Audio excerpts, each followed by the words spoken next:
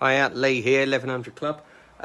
Just a quick live video, just while I'm waiting for some body filler to dry. Last night I was reading on Facebook, one of our members is restoring a GT. It's been stuck in a garage 17 odd years, and when it went away, it wasn't intended to go away that long.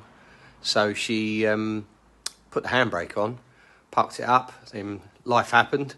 17 years later, she's gone to move it, get it restored, and get some work done on it. And of course, the rear handbrake is stuck on. So, just some quick tips then on how you can free off a stuck-on rear handbrake on any car really, but on our cars specifically. First thing you want to do is chock the front wheels, get your car up in the air, take the wheel off. Might be easier. Just give you a bit more access, and obviously drop the handbrake down in the off position in the cabin. The first thing to check with your handbrake, if I just come under and use this car as an example, is just under here. You've got on the rear subframe is where the handbrake cable runs down, as you can see from the tunnel up there. Comes down. When it gets to the subframe here, it goes through this little elbow. Sorry, this little elbow here. And that is part of your service item that should always be greased. As you can see, it's nice and greased on this car. That's the first point to check, because sometimes they fall out of that completely. So the cable here can end up underneath there, or sitting over the top of it, or just completely and utterly stuck fast in there because it's not greased up. So that's the first thing to check, is that this cable's freed for movement backwards and forwards through there. Okay, you've got one this side obviously and one this side, as you can see there. Now the next thing to check, if you follow your cable along to the back of the wheel, so that's where your cable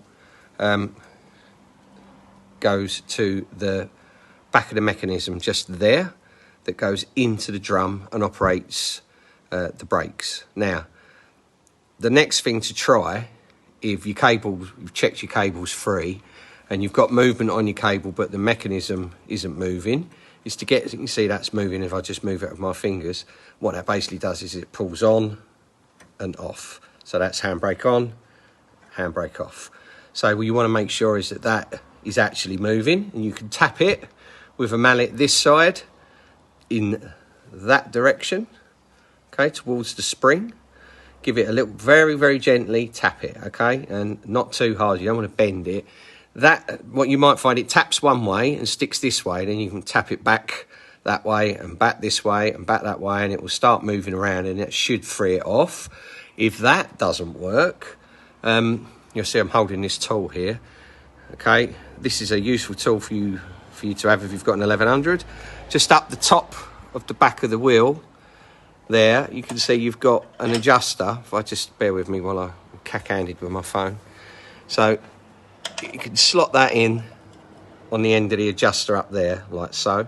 And all you need to do is turn that in an anti-clockwise direction to slacken off basically the mechanism that adjusts your brake shoes in the inside of the drum.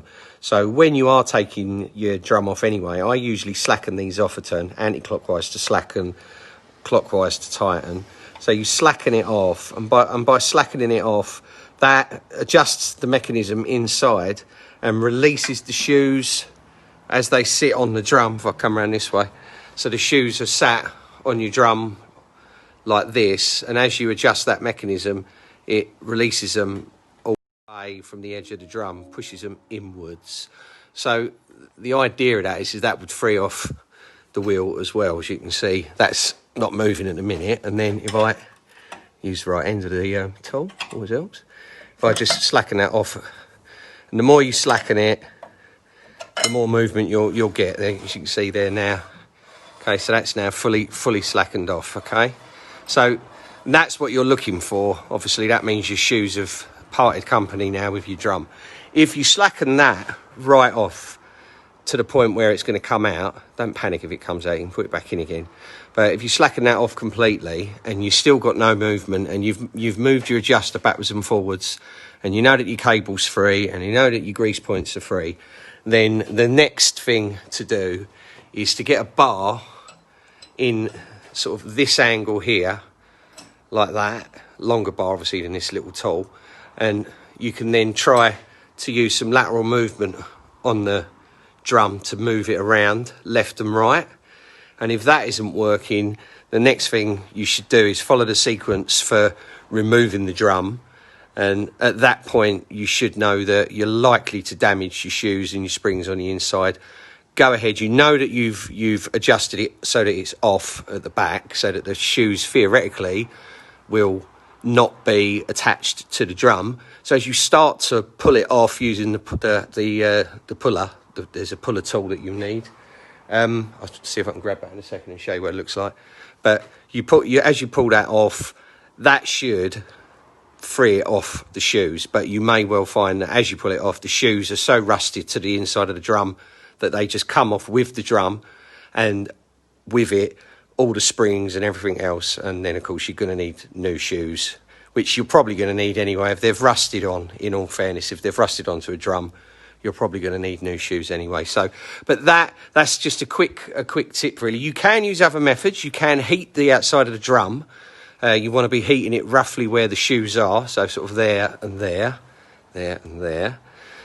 But when you heat it up, it will take a long while to heat that up. It's such a thick old bit of metal, and it probably will be longer to heat it and try and free it off that way by tapping with a rubber mallet just on the side there and just on the side there to try and free it off. I mean, that often helps. Just keep tapping away, tap, and eventually the rust sort of loses its connection with the drums and falls off.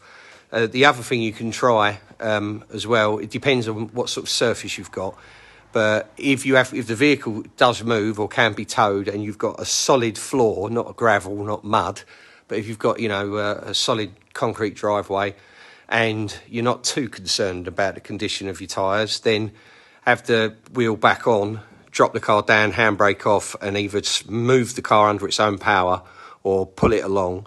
Sometimes just the force of the car is enough to just free it off. So that's basically how you get your rusty shoes to part company with your brake drums. Let's see if I can find that tool. Bear with me. Let's have a look in my box. There you go. So that's the tool that you want, which is a little puller. Okay, pop that out, show you how that works quickly. So if you're taking your drums off, the idea of this is you take your two wheel nuts off there and there, bolt that into position, take your dust cap off here, and you then just wind in so that you put your nuts back on so that it holds it in place, and you wind this in, and as you wind it in, obviously it's pressing up against the centre nut in there, and the action pulls the drum off.